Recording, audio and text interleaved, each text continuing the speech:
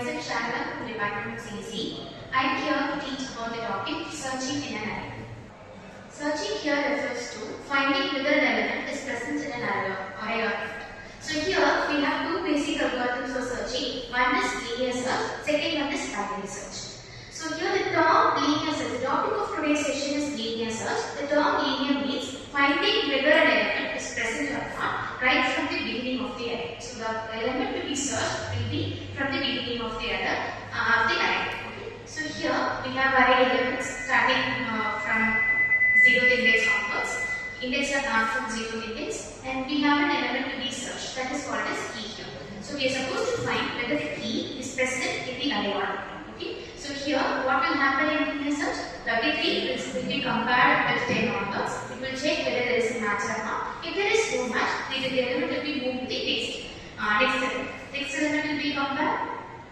The search element is not present, so it will be moved to the next element. 33 and 19 is not a match. 33 and 26 again is not a match.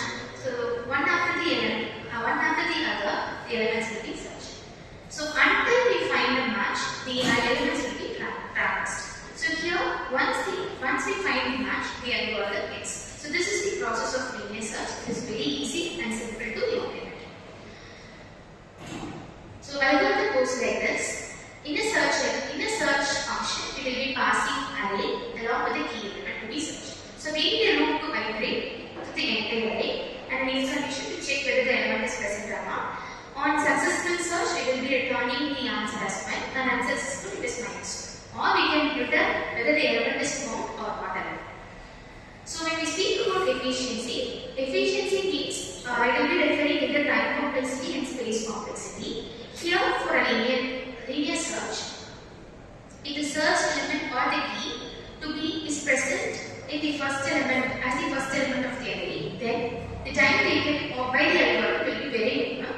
Then it can be represented as order of 1 time complexity.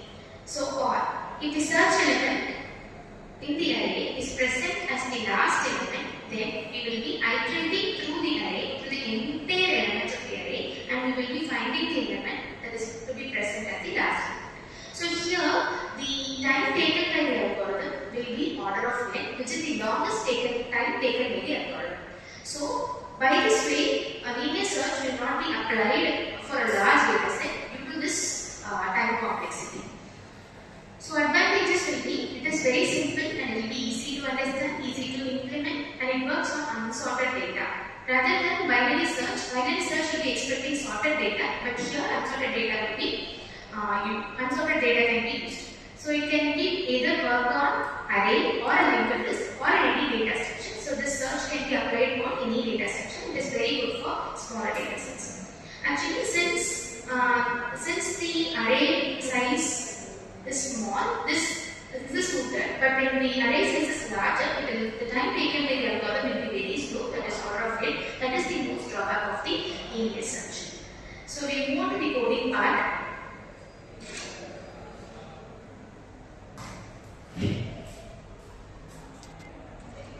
So we will start implementing linear search using C programming. So header files will be included, and now with inside the main function we will start declaring an array. I'm going to declare a static array here with around 7 elements. So usually the elements will be given within curly brackets here. So there will be random elements over here.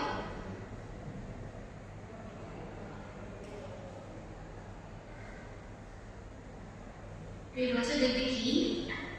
So I have a variable called key. You can even get it through scanner from the user.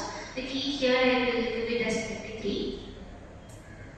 So I should iterate the loop. I require a loop variable here. So we will declare a loop variable here. So I start running my loop. I prefer for loop because I here knowing the number of iterations here. So that number of times my loop should execute. So I start my loop variable from 0th index and run till n, that is 7. Since it is static and giving us 7, you can even get it in a variable and post.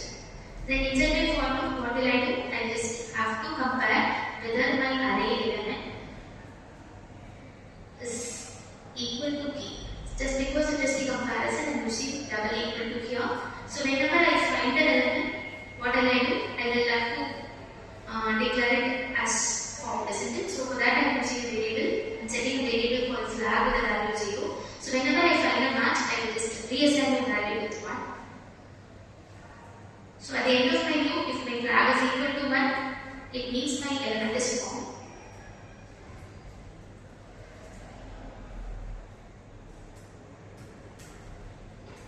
Else, my element is not formed.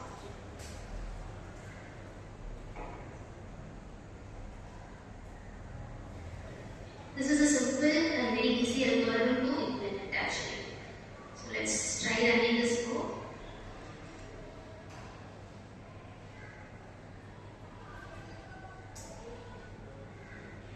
We execute this.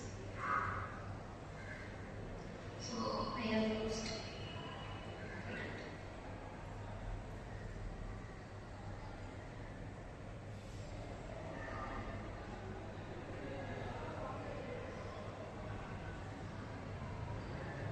actually 23 is present in my array, so I'm getting an element as formed here. So this is how a linear search code should be implemented. So instead of static array, we can even use dynamic array. Instead of getting the key, declaring the key here, we can get it from the user, and also you can use it in the program. So very simple and easy algorithm.